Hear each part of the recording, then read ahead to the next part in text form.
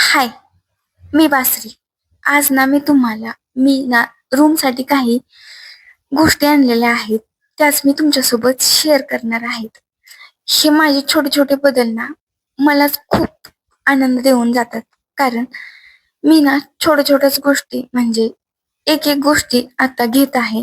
कारण एकदाच घेण्यासाठी आपल्याकडे काही तेवढे पैसेही नसतात आणि एक एक घेतल्या तर त्याचं आपल्याला महत्वही कळतं की हा आपण ना आपल्या कष्टामधून घेतलेले आहे. त्यामुळे आपल्याला त्याची किंमत कशी करायची तेही समजतं आणि छोटे छोटे बदलच ना आपल्याला काहीतरी शिकवूनही जातात आणि जर एन्व्हायरमेंट फ्रेश असेल तर आपल्यालाही आनंद होतो. त्यामुळेच आपली फॅमिली हॅपी राहते आणि एन्व्हायरमेंट स्वच्छ आणि सुंदर असेल तर आपल्यालाही ना आनंदच देऊन जाते. त्यामुळे ना या छोटे छोटे बदलच आपण आपल्या घरामध्ये करायचे. त्यामुळे ना आपणही हॅपी राहतो आणि हेच बदल करण्यासाठी ना मी कर्टस आणि हे सोफा कव्हर आणलेलं होतं आणि मला तेच ना आज टाकून घ्यायचं आहे आणि त्याच्यामुळे ना माझं म्हणजे हॉल कसा डेकोर होणार आहे ती मी ना तुम्हाला नेक्स्ट म्हणजे पुढे व्हिडिओमध्ये नक्कीच दाखवेल. त्याच्या अगोदर ना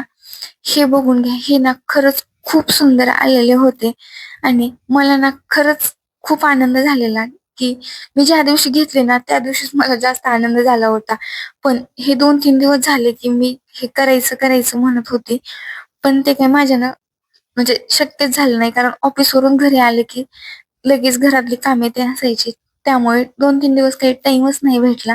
त्यामुळे म्हणलं की आज टाइम काढून ना आपण हे करूनच घेऊ आणि थोडा प्रयत्न केला. पण काय पहिल्या प्रयत्नातच आपल्याला यश कुठं भेटणार आहे ना. त्यामुळे नंतर ना हे चालू झालं.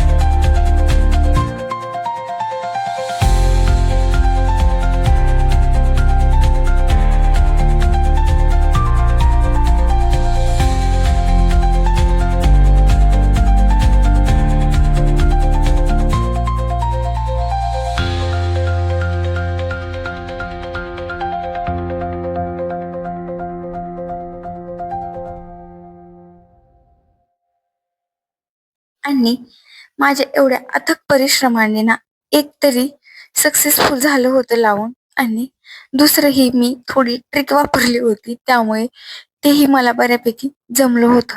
आता मी आज ठरवलं होतं की नाही, आज काहीही झालं तर ना हे जे कर्टन्स आहेत ना ते मीच लावणार. कारण याला आणून ना 3-4 दिवस होऊन गेलेत.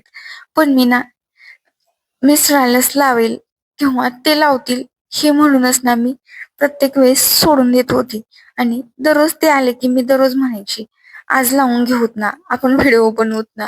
पण ना त्यांचं आलं की त्यांचंही थोडं काम असायचं आणि संध्याकाळी ना थोडे घरातलीही कामे असायची. त्यामुळे काय जमतच नव्हतं आणि फायनली तो आज दिवस आलेला आणि हा जो आहे ना दरवाजाचा तो मी ना ऑनलाईन मागवला होता.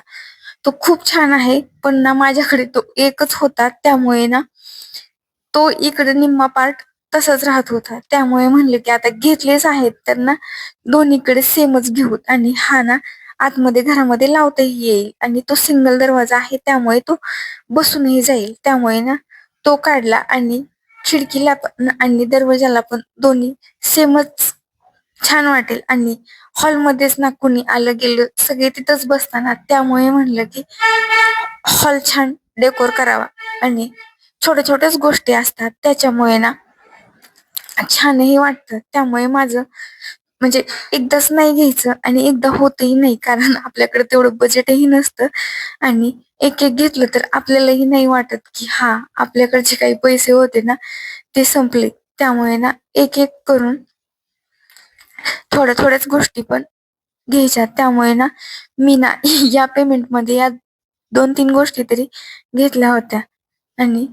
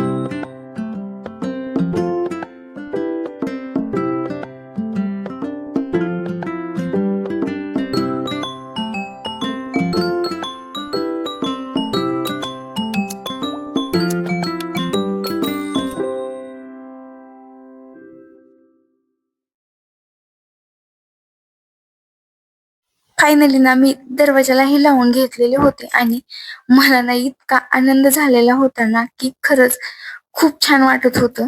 मला तरी बघायला खूप छान वाटत होतं. पण तुम्हाला कसं वाटतं ते मला नाही माहिती, कारण माझ्या ना मोबाईलची एवढी काही क्लिअरिटी खास नाही. अँड्रॉइडच आहे.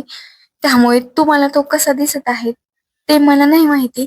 पण मला ना प्रत्यक्षात बघायला इतकं छान वाटत होतं ना, खरंच अक्षरशः मी खूपच खुश होते.